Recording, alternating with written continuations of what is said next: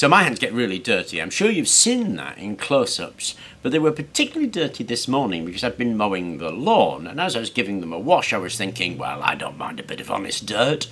But it did make me think of that idea as well, that idea of honest labour. You know, the sweat of your brow, dirt on your hands, that kind of thing. And it made me think, why is it that that's so important to us?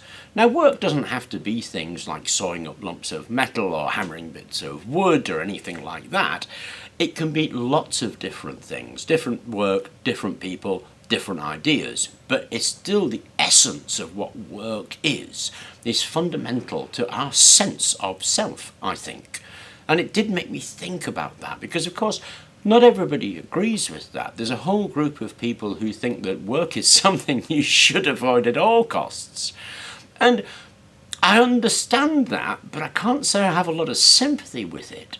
To me, it's a great deal of pride in work. And people who try to avoid work, they make a pride out of it, or they try to extol the virtue of it. But I actually think they're making a pride out of something that's a shame. Now, it's a shame in so many ways to me. It ties into sort of rights of life and what a good life actually is. I mean, you're not asked to be born, you're born. So you have a life, and then you have a right to that life. But what you do with that life in building a life is really up to you. Or it should be up to you.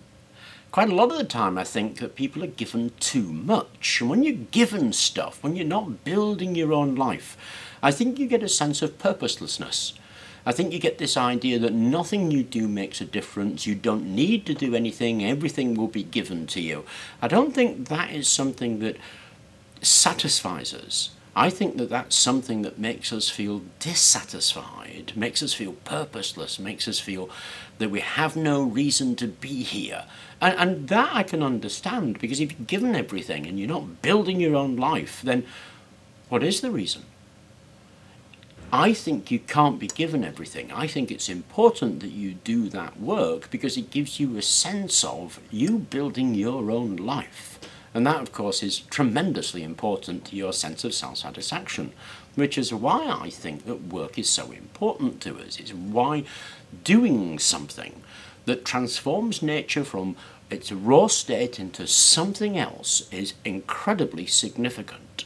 And when you do that work, whatever it is, then you feel a great deal of satisfaction in it, a great deal of joy in what it is that you're doing. And I think that's because you feel purposeful.